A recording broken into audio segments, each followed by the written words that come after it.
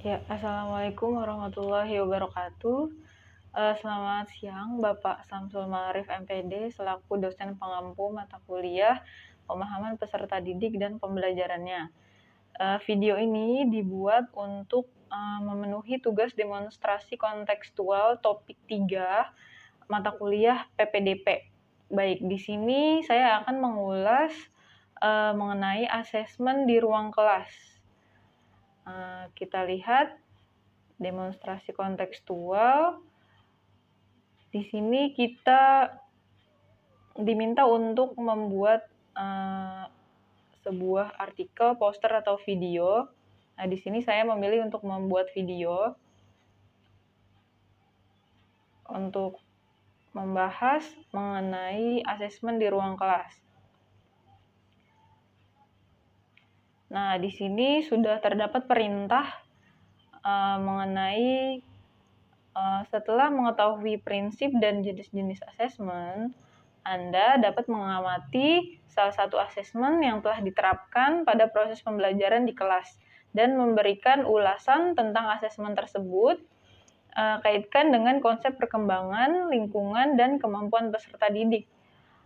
Anda dapat menuliskan ulasan dalam tabel panduan di bawah ini. Nah, baik, di sini saya sudah membuat jawaban.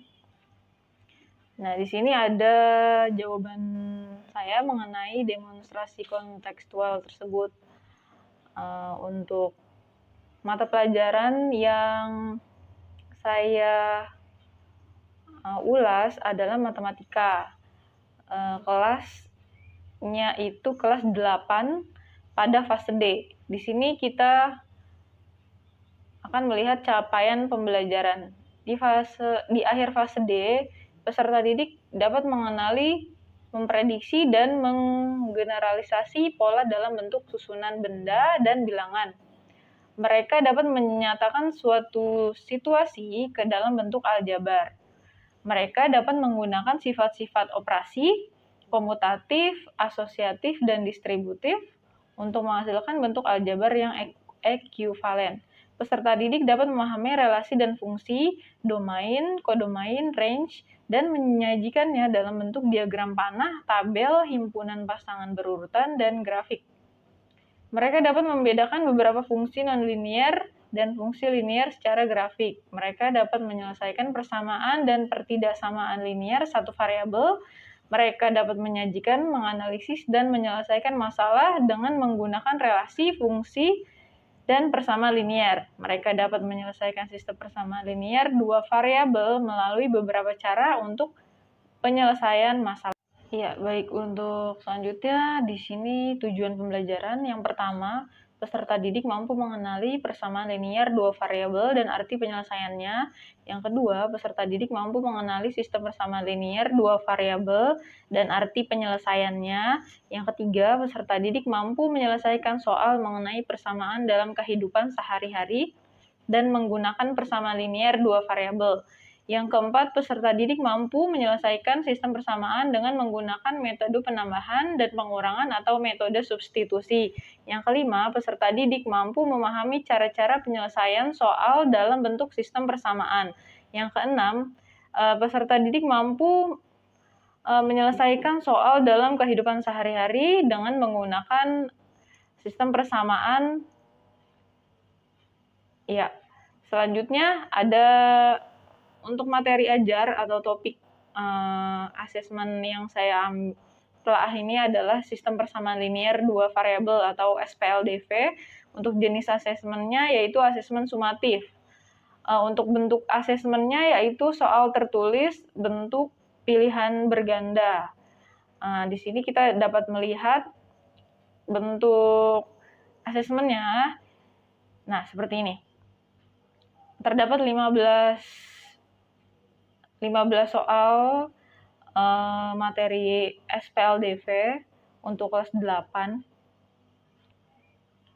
Ya, seperti ini soalnya.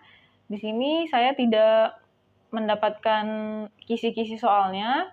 Jadi saya langsung guru pamong di sekolah itu memberikan soal sumatif tersebut, dan tidak terdapat juga rubrik penilaian dan kisi-kisinya gitu. Jadi soal ini saja. Ya, di sini ada beberapa pertanyaan. Yang pertama, bagian mana dalam asesmen tersebut yang menunjukkan kesesuaian dengan tahapan perkembangan peserta didik? Nah, di sini jawaban saya yaitu dalam asesmen yang menunjukkan kesesuaian dengan tahapan perkembangan peserta didik kelas 8, yaitu kegiatan mengerjakan asesmen sumatif materi SPLDV yang dilakukan di kelas. Mengapa hal tersebut sesuai? Karena tahap perkembangan kognitif anak usia SMP itu menurut Piaget dimulai sekitar usia 12 tahun dan berlangsung hingga dewasa. Pada tahap ini mereka memperoleh kemampuan untuk berpikir secara abstrak dengan memanipulasi ide di kepalanya tanpa ketergantungan pada manipulasi konkret. Peserta didik SMP bisa melakukan perhitungan matematis, berpikir kreatif, menggunakan penalaran abstrak, dan membayangkan hasil dari tindakan tertentu. Maka pada asesmen ini peserta didik diberikan soal tertulis berupa pilihan berganda pada materi pembelajaran yang telah diberikan sebelumnya, dan diharapkan peserta didik dapat menyelesaikan soal dengan baik.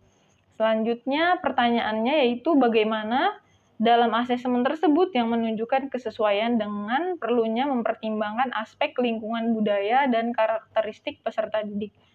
Nah, di sini jawaban saya yaitu pada asesmen yang sudah ditelaah belum mempertimbangkan aspek lingkungan budaya.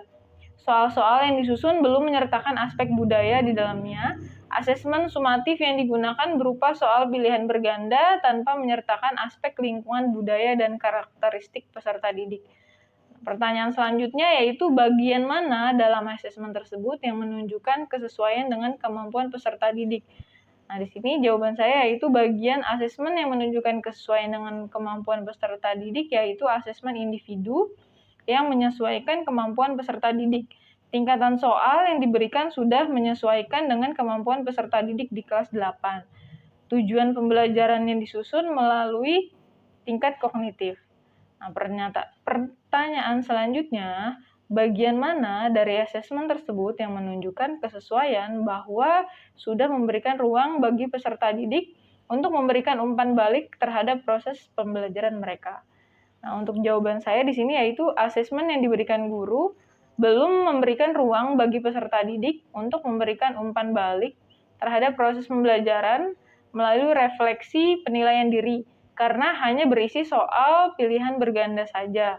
Dalam asesmen tidak terdapat refleksi penilaian diri, maka peserta didik belum bisa merefleksikan bagaimana kegiatan dan perasaan peserta didik selama mengikuti pembelajaran.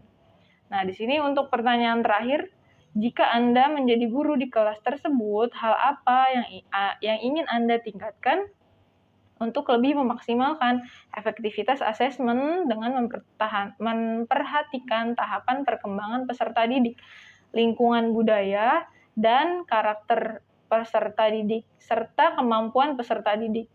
Tuliskan pendapatmu secara lengkap. Nah, di sini pendapat saya, jika saya menjadi guru di kelas, untuk meningkatkan efektivitas asesmen sebagai guru, saya akan mempertimbangkan beberapa hal. Yang pertama yaitu mempertimbangkan tahapan perkembangan peserta didik dengan melakukan asesmen diagnostik awal untuk mengetahui kemampuan awal peserta didik dan dapat digunakan untuk menyesuaikan materi ajar agar sesuai dengan tingkat pemahaman peserta didik. Selanjutnya, penggunaan bahasa yang mudah dipahami, mengaitkan soal ke dalam unsur lingkungan budaya, dan memberikan ruang bagi peserta didik untuk memberikan umpan balik terhadap proses pembelajaran melalui refleksi penilaian diri. Yang selanjutnya membuat kisi-kisi soal, alternatif jawaban, rubrik penilaian, dan instrumen penilaian asesmen sumatif dengan baik. Nah, seperti yang kita lihat di dalam soal, belum terdapat unsur budaya gitu. Jadi di sini di soal lebih menekankan kepada soalnya itu bentuk kontekstual ya, di sini bisa kita lihat. lebih ke kontekstual dalam kehidupan sehari-hari. Oke, baik.